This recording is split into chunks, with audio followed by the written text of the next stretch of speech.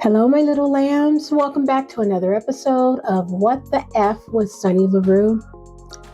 And we are back, guys. It's been a long time. I'm talking a long time since I've done, a rant of this nature. As you guys know, this channel has been going through so many changes. And a lot of you guys out there were saying, hey, Sunny, why don't you go back to the pop culture thing, because we like what you do on those, type of rants. So here we are, back, new year, bringing back a favorite, and we have a lot to talk about. There's a lot going on. There's the Katt Williams versus all the comedians. There's the Natalia Speaks, and boy does she. There's Jimmy Kimmel versus Aaron Rodgers, and then of course there's the controversy of Dave Chappelle, and then the Color Me Purple cast breaks the fourth wall on payment situations of how they were being filmed. So we're going to talk about all that in various episodes, but right now, let's talk about this Katt Williams interview. Okay. I am going to be referring to Shannon Sharpe, Club Shay's podcast, because we have to let our, give our sources some shout out. And I'm sure all of you guys by now read, seen, and heard, because it's all over those social media streets. I will leave a link in the description box to his podcast. I'm going to be referring also to the Rolling Out article. And this talks about Ricky Smiley sobs on Instagram amid Katt Williams' controversial comments. Okay? So I'm going to leave a link to that as well. Okay, but first things first, welcome back, everyone. I hope you guys had a great holiday season, starting from Labor Day, Halloween, Thanksgiving, Christmas Eve, Christmas, New Year's Eve, and New Year's. It's good to have you all back. Please feel free to like, share, and subscribe, and click that bell so you guys will be notified of when I do post live, when I go live, or post new episodes. Okay, it truly is the freest and easiest way to support the channel, and I'm going to try to keep this episode as minimum as possible, guys, but there's a lot to unpack here. There's a lot. I mean, this interview alone has 1, 2, 3, 4, 5 stories within the interview. Okay, because Katt Williams, okay, bless his little heart. Katt Williams, wow. All right, so he's a well-known comedian, and he's been crying about this for the last, I would say, 20 plus years. Okay, so the first question I got on my social media and all the other chats that I was a part of from you guys is this: why is this interview so popular now?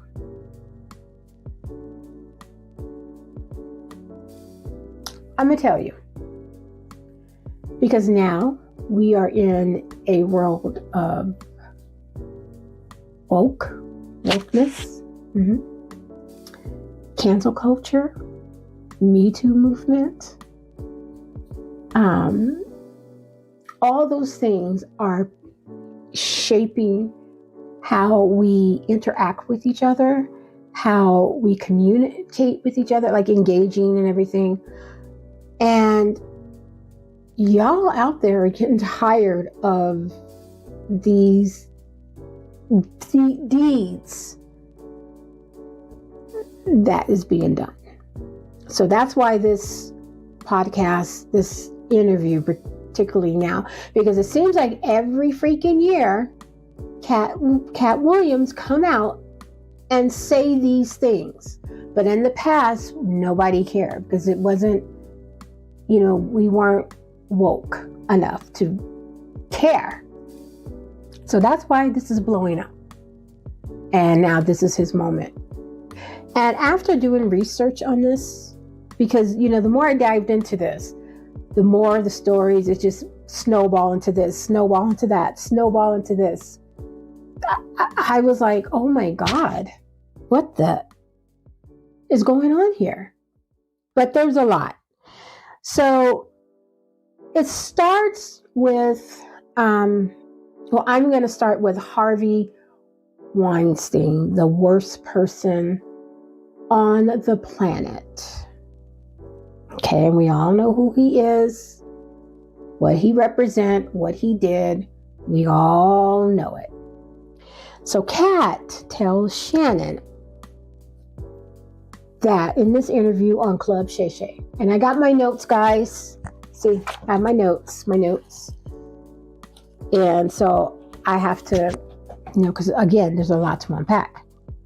So he says that, now this is what I wasn't clear on, but I'm going to say the story and then maybe one of you guys can clear it up, clarify what is going on here. Okay. So according to Katt Williams, he was at a location. I don't know if it was a party. I don't know what it was, but he was in the same area with Harvey Weinstein, right? And Harvey Weinstein allegedly asked Katt either to perform a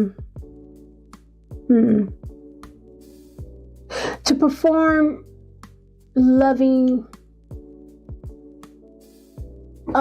moment with his mouth on him, or if he can do it to Katt.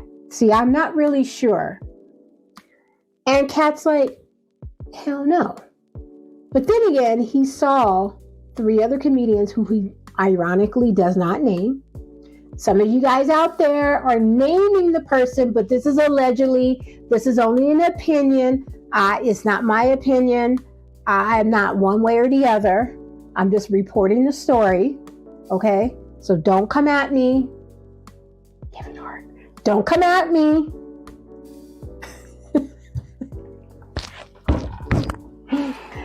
Oh, Lord, have mercy. Anyway, so he says he was blackballed because of that. Because that started the snowball effect of him being blackballed. No point intended. Diamond over here is tripping out too. Anyway, but these comedians all of a sudden started moving up and getting not only gigs, we'll talk about that in a minute, but movies and TV things. And Katt's like, well, how did you get here? Because I know how I got here. But how did you get here? Whose jock did you ride to get here? So that was the Harvey Weinstein of it all. And frankly, I don't ever want to talk about that man again on my channel because I think he's despicable. Okay. So hopefully this is the last time I bring that man's name up on this channel because he gives me the heebie-jeebies. So we're going to move on to Steve Harvey. Now, there was a lot being said about Steve Harvey, but the main gripe to Steve Harvey is these 2 things. Okay. So Katt says Steve steals people's material. Okay, that I do believe. He also says that Steve Harvey is not that great of a comedian, which I happen to agree because Katt says he does not go on tour anymore. He doesn't do none of that. He just does his Family Feud and whatever talk show. I don't even know if that talk show is still on.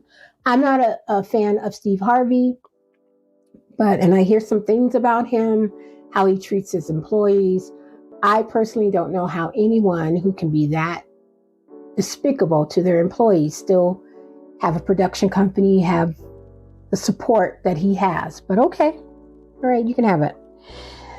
And so he says, perfect example, he brings up Mark Curry. And y'all know who Mark Curry is hanging with Mr. Cooper.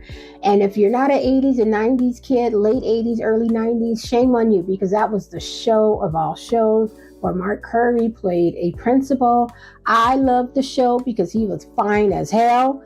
And I was like, I wish I had a principal that looked like him and act like him, because he was funny as hell too. Trust and believe. But anyway, he yes, he was handsome. He's handsome. I think he's very attractive. Good eye candy. But yes, so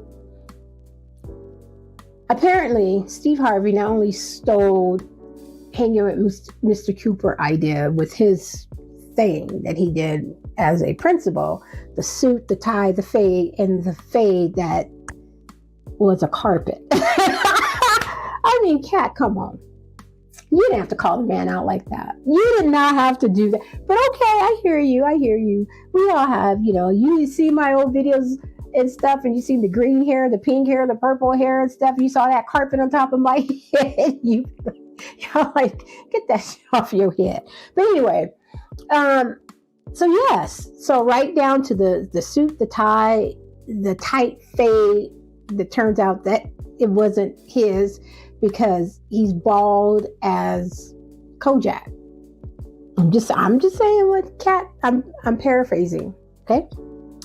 Then he goes on to say that he doesn't write his own materials. He goes on to say that they're in a little clique. And if you are a reality TV fashionista socialist, okay?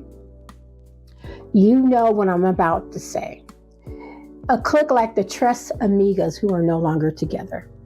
A clique like the Fox 5 Flunkies. You guys know who that is, okay? So these comedians are like that. He named Earthquake. He named Kevin Hart. He named Cedric the Entertainer. Ricky Smiley. He said Earthquake couldn't even read. That's why he... Okay. All right. But this is all allegedly. None of this has been proven. You make your own judgment. So he uses the Kings of Comedy as an example. Now, the Kings of Comedy was supposed to originate it from Steve Harvey. It turns out it wasn't. It was another comedian. And Katt goes on to say that the reason why Bernie Mac, the late great Bernie Mac, bless his soul, and I'm glad he's not here to see this shiznot, this shyster, that the reason why Bernie Mac and Steve Harvey fell out is because he was still in Bernie Mac's material, and he was jealous and envy of Bernie Mac's success. He didn't want Bernie Mac to go on at the end because he felt like the end is like headlining. He think people are going to think that Bernie Mac is a headliner. But in my head, I'm thinking like, well, it's the Kings of Comedy. So you have Steve Harvey, you have D.L. Hughley, you have Cedric the Entertainer, and you have Bernie Mac. All of you guys are headliners. Okay. So it doesn't matter where you go in and where Bernie Mac goes in first, second, third, last. It doesn't matter because all of you guys are headliners. That's me thinking. So we have not yet heard from Steve Harvey, but we have heard from Cedric the Entertainer. And Cedric is accused, Katt is accused of stealing Cedric is accused of stealing Katt's material, but not only a material, the joke of the joke, the crowning joke, which is the closing joke. Okay, so whether you are like a rap artist, or if you like listen to rap and you go to a Ludacris concert or Jay-Z or something like that, their biggest song is the closer. So, for example, I love Def Leppard. Okay, I love Def Leppard, and they always close their concerts here in the United States, okay, with Photograph. Now, when Photograph comes on, that's it. We're done. You can stand there and clap all night. They're not coming back out. Or Franz Ferdinand, they always close with This Fire because that's one of their biggest hits, right? This Fire, or that was rare that they do Take Me Out. Follow me though. I'm going to get back on the road. Just follow me. But they close with This Fire. Their biggest, they close with the biggest hit. So this joke was, or is, Katt's biggest, is its closer. It's his knock you out joke. And he performed it at various functions, various concert halls and tours and everything. And Mark Curry, who we talked about hanging with Mr. Cooper, he's a great writer, okay? And he helped Katt hone in this joke to take it over the top. Okay.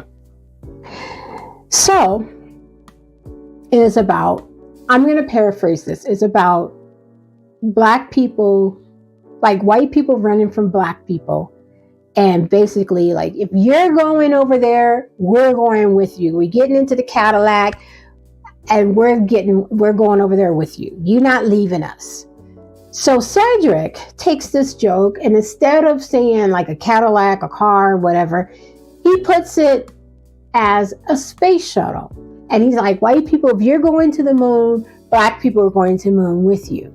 And then he says, we're going to drive that space shuttle like a tube deuce or whatever. And he does the exact same thing that Katt does. Katt sits on the stool, starts up the car with a cigarette, and like rolling, got the music, the bass, boom, boom. Okay. Cedric did the exact same thing. But then Cedric responds and says, the timelines are different, but they cleared up the timeline. And y'all out there are some shady ass people because y'all dug up that joke from the early 90s. Way before Kings of Comedy, way before Cedric was doing his thing. Y'all in that streets, y'all's messy. Y'all as messy as Katt and these comedians. So then he goes on to talk about Ricky Smiley.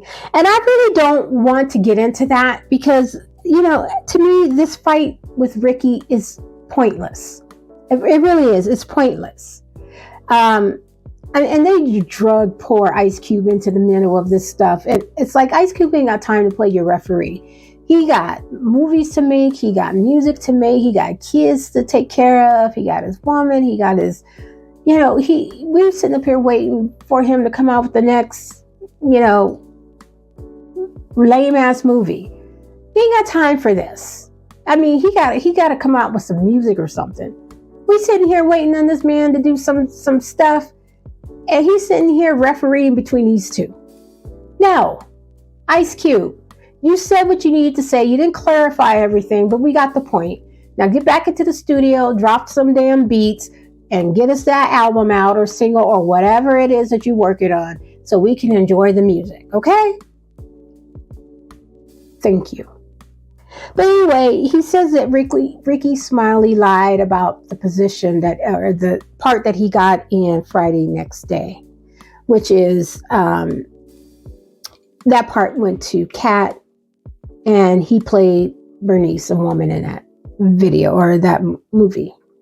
And then Katt goes on to say, I wrote in my contract that whenever Ricky Smiley is in a movie with me and we're working together, he has to wear a dress. And then Ricky's like, no, that's not true. Whatever, we don't care. And shout out to Ricky Smiley. Sorry for the loss of your son. I know that's painful. And please just stop talking. Go and get your mind right. Grieve and do the things you need to do to heal yourself with the death of your son and not respond to none of this, because your response is not necessary. So we're going to move on. Anyway, Katt goes on to say that Kevin Hart is the worst of the worst, basically, of all of them. That Kevin doesn't help bring up and support other Black comedians. In fact, he goes on to say that whole group, and he named a few, Steve Harvey, Cedric, all of them, and that conclave of group does not help to promote Black people unless it benefits them. So they steal other people's material and ideas, make money off of it, and don't give the credit where credit is due. Okay, that they're talentless and basically useless and money-grabbing, greedy people. They put out a narrative that he is an addictive, a drug addict, which he says is not true, and that they help, like Kevin Hart, for example, if they're up for the same role, Kevin will call the producers and say, don't give it to Katt. Now, this is according to Katt, allegedly. Don't give it to Katt. He's an addict. Give it to me, and I'll show you what I can do with this role. That's what he's saying. What the? Why would someone do that? Why would someone? Okay. But anyway. So, Kevin, Katt says Kevin stole a role from him, one of many.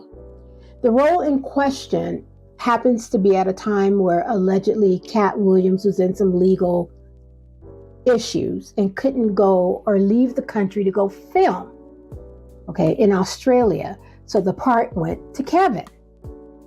So Kevin thinking, well, he's been bitter all these years over this part. It's your responsibility because you shouldn't have gotten into the trouble. And he used that narrative to get other roles from Katt. So Kevin responds with this tweet here, as you can see. And it's like, Kevin, I don't like you. And this is the reason why I don't.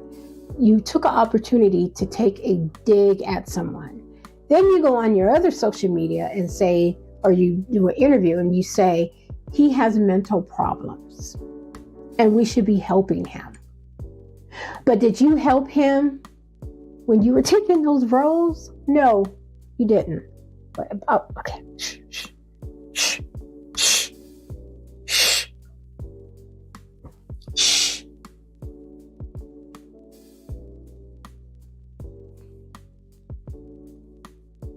Interview was a hit. It was captivating. I watched it 4 times because I wanted to make sure that I was understanding what Katt Williams' position is and as why he's angry. And it hasn't really changed over the years because, like I said, he will pop up the first 2 weeks of the new year, he would just pop up and start his rants. But he doesn't sound like a crazy man right now, does he? And everything he's been saying for the last couple of years, few years, 20 years, is turning out to be the truth. I mean, there's some legs to that. But guys, let me know what you guys think. What do you think of Katt Williams? Should he shut up? Stop being bitter? Should he get over it like Kevin Hart and Cedric the Entertainer tells him, get over it? Or do you think he has a right to be angry and spout and rant in the way that he's been doing? Now, I just want to put one more thing into perspective for you guys. From what I understand of comedians, they really do take their joke situation seriously. Okay? And they write their jokes, they craft their jokes, and you have to really keep that in context. Okay? So, perfect example of this, I'm going to use the queen of jokes, the late Joan Rivers. If you ever watched her show with her daughter, Melissa, she was in her warehouse and she has this catalog of jokes. Now, when I say a catalog of jokes, it's literally in a catalog cabinet, the kind that you see at the library. So you go to this cabinet, you open it up, you look through, you find the book, you pull it out, you go to the librarian, give them the catalog, and they go and pull the book for you. That's the kind of catalog that Joan Rivers has. Now, Melissa Rivers owns, okay? And she does not repeat a joke. I mean, she can just pull out a carload of jokes and never repeat a joke. But she says that she hones her joke. And the way that she has the card set up is the jokes that didn't get the best response, and the joke that got good response, and the jokes that got the best response. And those are her closing jokes. Same with Dave Chappelle, same with Chris Rock, same with pretty much all comedians, okay? Amy Schumer, all of them, okay, who write their jokes. It's like someone stealing your material and making money off of it and not giving you the credit and the respect due. Right? So in that aspect, when you look at it that way, I'm with Katt on that. I'm like, okay, I understand why he's pissed. I'd be pissed too. Someone take my song, someone take my idea. I mean, pissed. You will be pissed. So when you think of it like that, yes, he has a legitimate argument. Now that this has come full circle for him, I hope this dies down. Katt said what he needed to say, pointed out what he needed to point out, and I hope now he is able to move on and concentrate on continuing to make his empire grow. So good luck to Katt Williams, and good luck to everyone else. And let me know what you guys think in the comments section. I want to know what your feelings are. Are you with Katt, or you want him to just shut up and disappear? Let's talk about it. We'll continue this conversation in the comment section down below.